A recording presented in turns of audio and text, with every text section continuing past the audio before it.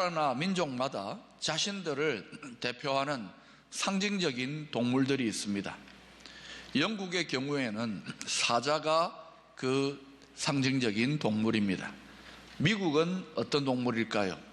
흰머리 독수리가 미국을 대표하는 상징적인 동물입니다. 중국 같은 경우에는 여러분 잘 알 겁니다. 판다 곰이지요. 호주는 어떤 동물일까요? 캥거루입니다. 이와 같이 나라와 민족마다 자신들을 상징하는 동물들이 있는데, 오늘 본문에 등장하는 어린 양은 기독교를 상징하는 그런 동물들로 널리 알려져 있죠.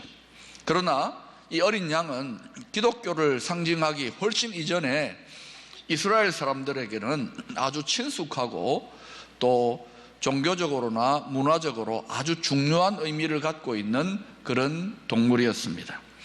29절에서 세례 요한은 자신에게 다가오시는 예수님을 바라보면서 이렇게 말씀하고 있습니다.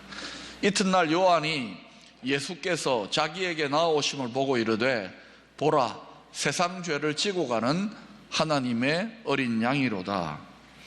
세례 요한의 이 말씀을 듣는 당시의 이스라엘 사람들에게 이 어린 양이라고 하는 표현은 누구나 자연스럽게 받아들일 수 있는, 그러한 이해할 수 있는 상징이라고 할 수 있습니다.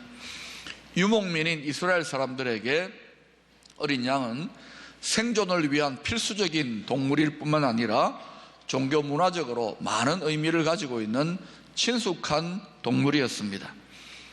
아프리카의 어느 지방에서 선교사들이 그 부족민의 언어로 복음을 전거하는데 29절의 말씀을 보라, 세상 죄를 지고 가는 하나님의 어린 양이로다, 이렇게 번역을 해서 전거했더니 도무지 이해를 하지를 못하는 것입니다. 왜냐하면 그 아프리카 부족민들에게는 양이라는 동물이 아예 없어요. 그러니까 양이라는 단어 자체가 없으니까 도저히 이해를 할 수가 없는 것입니다. 그래서 선교사들이 고민하다가 이렇게 29절 이 본문을 번역했답니다. 보라, 세상 죄를 지고 가는 하나님의 새끼 돼지, 이렇게 번역했답니다.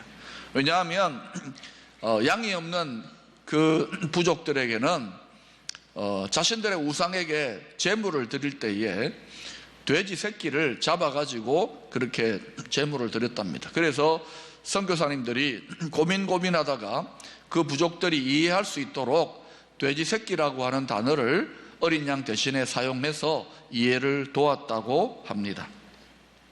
우리 문화권에서도 어린 양을 제물로 드리지 않기 때문에 이 어린 양이라고 하는 개념을 제대로 이해하는 것이 쉽지 않습니다.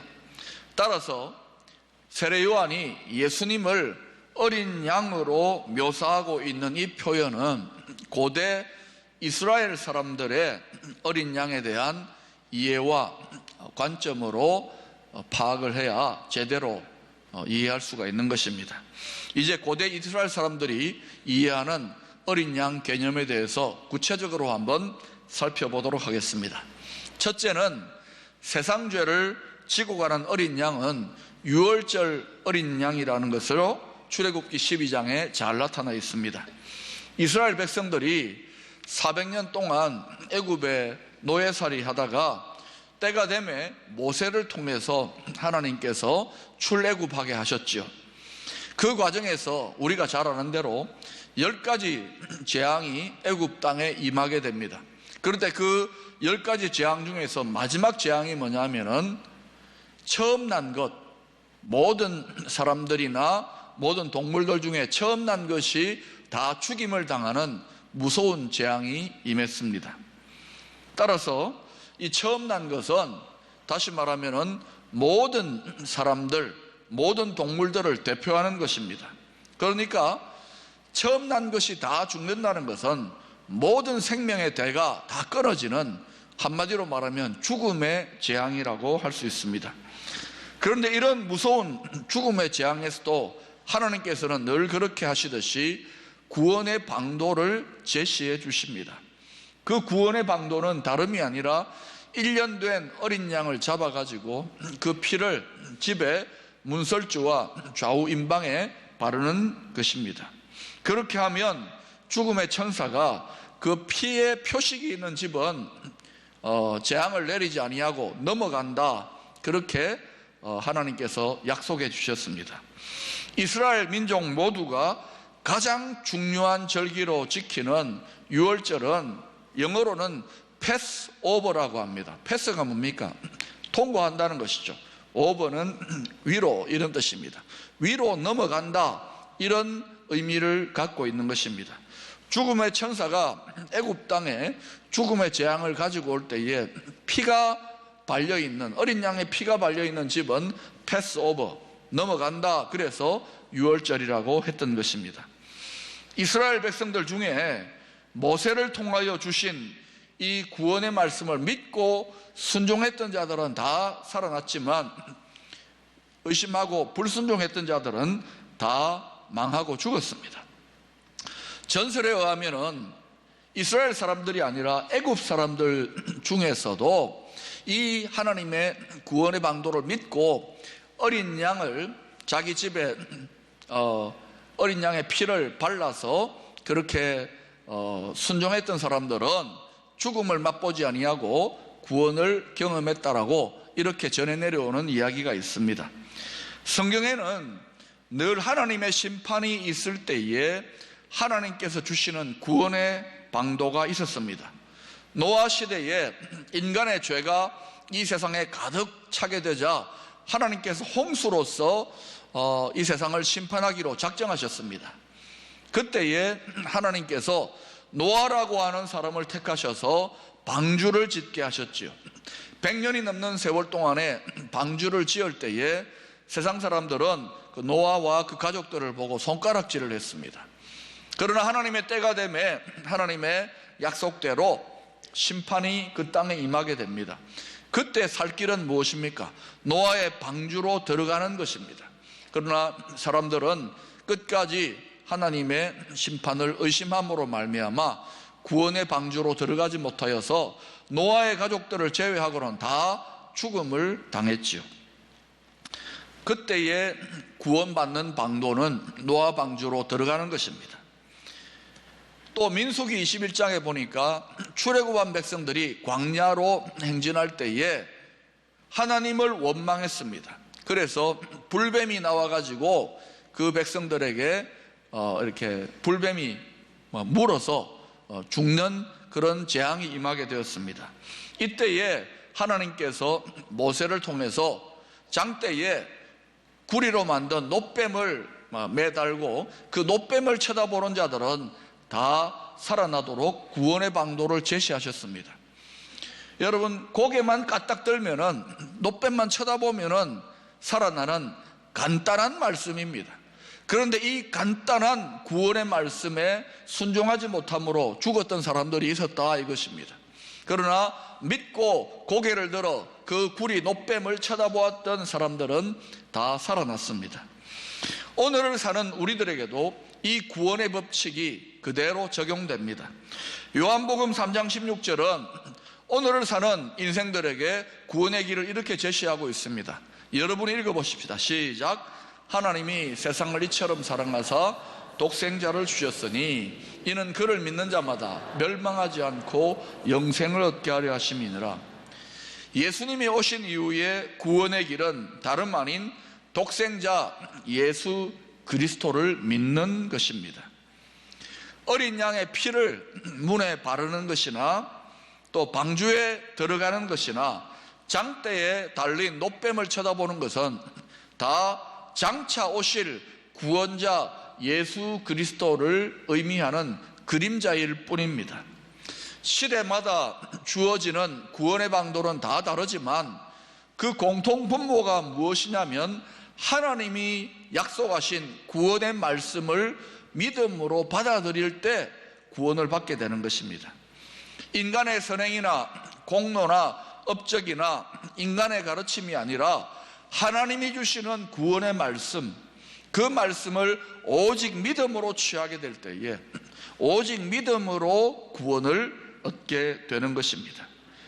세례 요한이 성령의 감동으로 자신에게 다가오시는 예수님을 보고 하나님의 어린 양이로다 했을 때 그것은 바로 유월절 양을 의미하는 것입니다.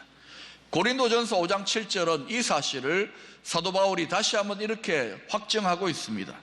너희는 누룩 없는 자인데 새 덩어리가 되기 위하여 묵은 누룩을 내버리라. 우리의 유월절 양 곧 그리스도께서 희생되셨느니라. 죽음의 재앙이 애굽에 임했을 때 모세가 전한 하나님의 구원의 방도인 어린 양의 피를 바르는 가정만 살아난다는 것은 아주 중요한 의미를 갖고 있습니다. 피는 성경의 말씀이 생명이라고 했습니다. 어린 양을 죽여서 그 피를 발랐다는 것은 벌써 생명을 들여서 죄의 값을 치루었다는 의미가 있는 것입니다. 이제는 예수 그리스도께서 친히 유월절 어린 양이 되셔서 우리를 위해 십자가에서 피 흘려 주심으로 우리의 죄의 값을 다 지불하신 것입니다. 그래서 예수를 믿는다는 것은 우리를 위한 유월절 어린 양으로 예수님이 피 흘려 십자가에서 죽었다는 것을 믿는 것을 의미합니다. 사랑하는 여러분, 히브리서 9장 27절은 공의로우신 하나님의 심판에 대하여 이렇게 말씀하고 있습니다. 한번 죽는 것은 사람에게 정해진 것이요 그 후에는 심판이 있으리니 죽음을 모두가 피할 수 없지요. 우리는 건강하게 살아갈 때는 죽음에 대해서 가끔 생각하지만은 그러나 누구든지 이건 상식 아닙니까? 죽음을 모두가 피할 수 없습니다. 그와 같이 죽음 이후에 심판도 하나님께서 정해놓으신 거예요. 피할 수 없습니다. 하나님의 법입니다. 심판의 법이 있는 것입니다. 법대로 되는 것이 하나님 나라의 비밀입니다. 그런데 하나님의 공의대로 집행되는 심판을 하나님께서 피할 수 있는 구원의 방도를 제시해 주셨습니다. 그것이 뭐냐면 바로 십자가에 피 흘리신 예수 그리스도를 믿는 일인 줄로 믿습니다.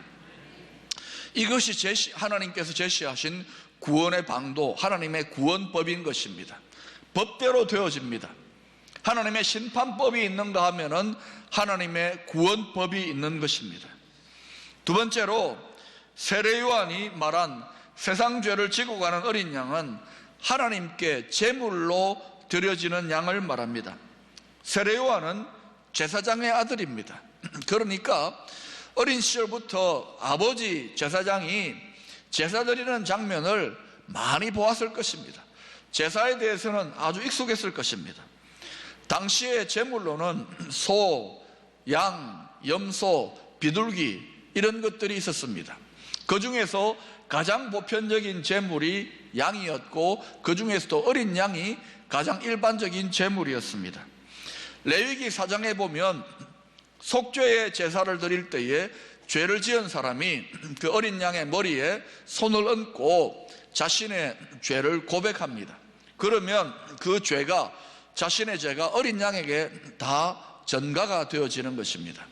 이렇게 그 죄인의 죄를 다 전가받은 이 어린 양을 바로 제단에 죽여서 제단에서 불살라 버립니다.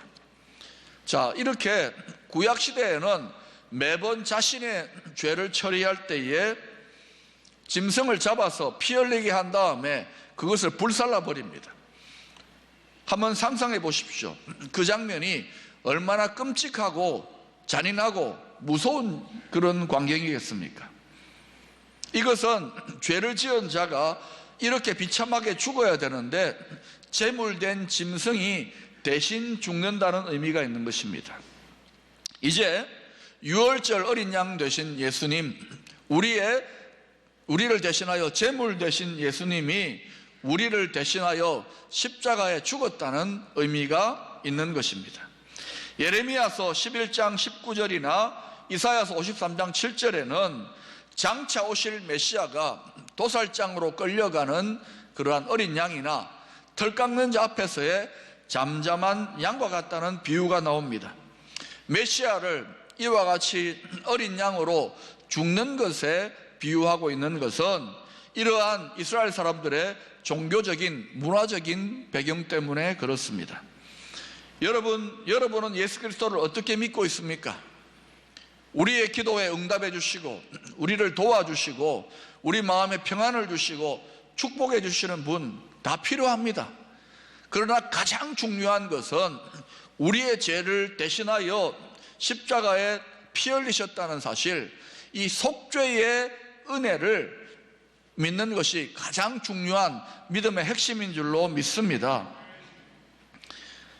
이런 의미에서 2000년 전에 예수님께서 골고다 언덕에서 십자가에 피 흘려 돌아가신 사건은 그냥 사건이 아니라 모든 인생들에게 영원한 회복과 구원의 길을 제시하기 위하여 하나님께서 예비하신 우주적인 영원한 속죄의 제사의 현장이었던 것입니다.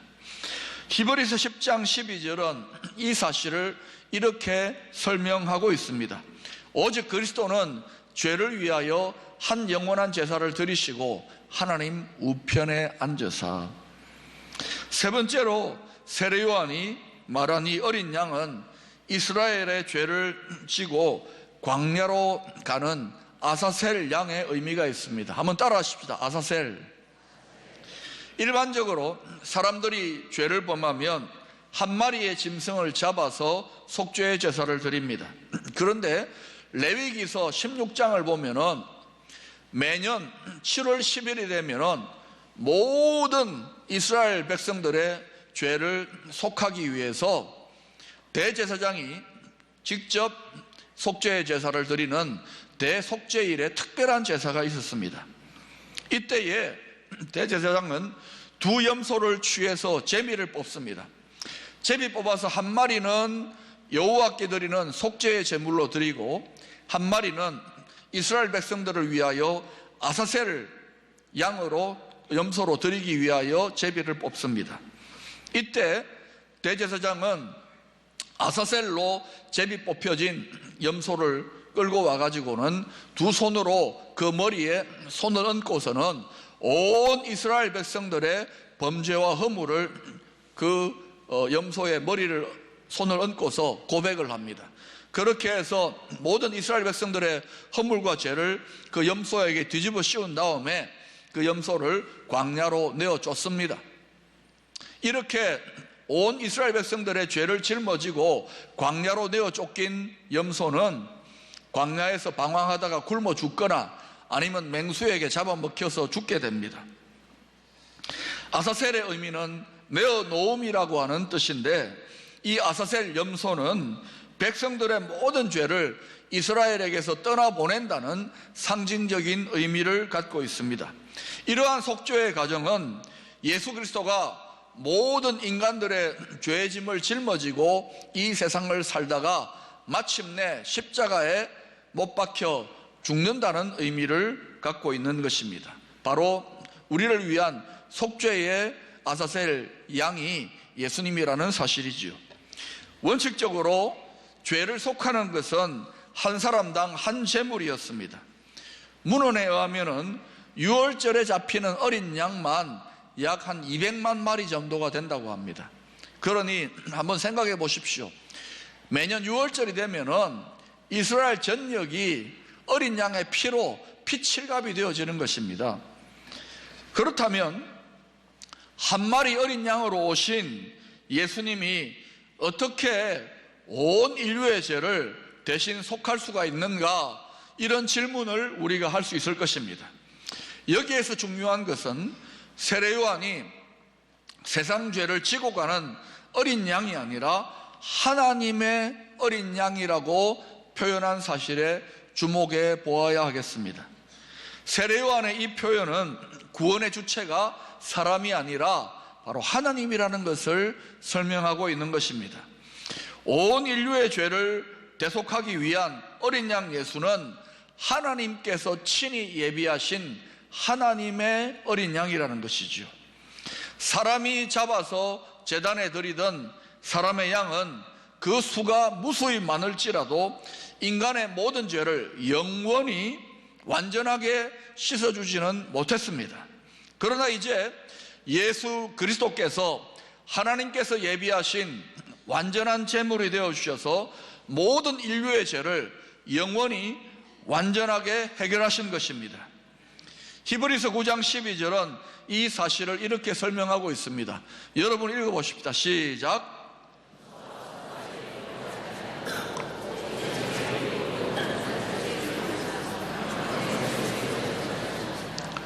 사랑하는 여러분, 하나님께서 예비하신 속죄의 어린 양은 우리를 위해 십자가에 피 흘리신 오직 예수 그리스도 한 분이심을 믿습니다. 사랑하는 여러분, 예수를 믿는다는 것은 우리의 죄를 위하여 예수님이 속죄의 제물이 되신 것을 믿는 것입니다. 뿐만 아니라 그 예수를 통하여 종말적인 하나님의 영광과 승리와 회복을 바라보는 것입니다. 이 세상의 역사의 흐름 속에는 세상 사람들이 도무지 알지 못하는 하나님의 구원의 역사가 어린 양을 중심으로 흐르고 있습니다. 이것은 하나님의 신비요, 하나님의 드러난 비밀입니다. 믿는 성도라 할지라도 영적으로 잠들고 이 세상만 바라본다면 이 구원의 신비, 이 구속의 역사의 비밀을 제대로 깨닫지 못하는 것입니다. 그러나 성령으로 말미암아 깨어서 하나님의 말씀을 깊이 묵상하고 연구하게 되면 이 세상의 역사 속에서 깊이 흘러가는 하나님의 구원의 역사를 깨달을 수 있게 되는 줄로 믿습니다. 이 하나님의 어린 양은 창세기 3장 21절에 나타나듯이 최초로 범죄한 아담과 하와, 그의 부끄러움과 수치를 가리워 주시고자 가죽옷이 되기 위하여 희생당하셨습니다. 그리고 이 어린 양의 희생의 법의는 성경 말씀을 통하여 계속해서 역사 속에서 그 구속의 법의가 점점 확장되어 갔습니다. 창세기 4장은 아벨의 희생의 제사로 개인을 위한 희생의 제물이 되었지요. 출애굽기 12장에는 어린 양이 모든 가족을 위한 희생의 제물이 되었고, 레위기 16장에서는 온 이스라엘 백성들을 위한 희생의 제물이 되었습니다. 그리고 오늘 본문인 요한복음 1장 29절에서는 온 세상의 죄를 대속하기 위한 희생의 어린 양이 되신 것입니다. 그리고 이 어린 양은 요한계시록 22장에서 이 세상 역사의 마지막에 온 우주의 통치의 보좌에 앉으심으로 이 천하 만물을 완전하게 하나님의 뜻대로 회복하실 날이 오게 될 것을 예언하고 있습니다. 하나님의 어린 양이신 예수님의 고난과 영광, 죽음과 부활, 희생과 승리라고 하는 이 역전의 삶의 방식은 바로 그 어린 양의 길을 따라가는 저와 여러분에게도 적용되어지는 우리 믿는 자들의 삶의 방식인 것입니다. 성도의 삶은 항상 역전의 방식으로 존재하는 줄로 믿습니다. 사랑하는 여러분, 주님께서 제자들을 세상으로 보내실 때에 양을 이리 가운데 보냄과 같다라고 말씀하셨습니다. 죄 많은 이 세상을 참된 믿음으로 살아가는 거 결코 쉬운 일이 아닙니다. 좁은 길입니다. 양이 이리 가운데로 나아가는 것과 같은 일이기 때문입니다. 그러나 이 어린 양의 길을 끝까지 따라가는 성도들에게 고난과 희생과 섬김과 인내가 있겠지만, 그 섬김 속에, 그 인내 속에, 그 고난 속에 하나님의 예비하신 능력과 승리와 축복이 나타나게 될 것을 믿습니다. 그러므로 이 어린 양 되시는 주님을 끝까지 믿음으로 묵묵히 따라감으로 승리할 수 있게 되기를 축원합니다.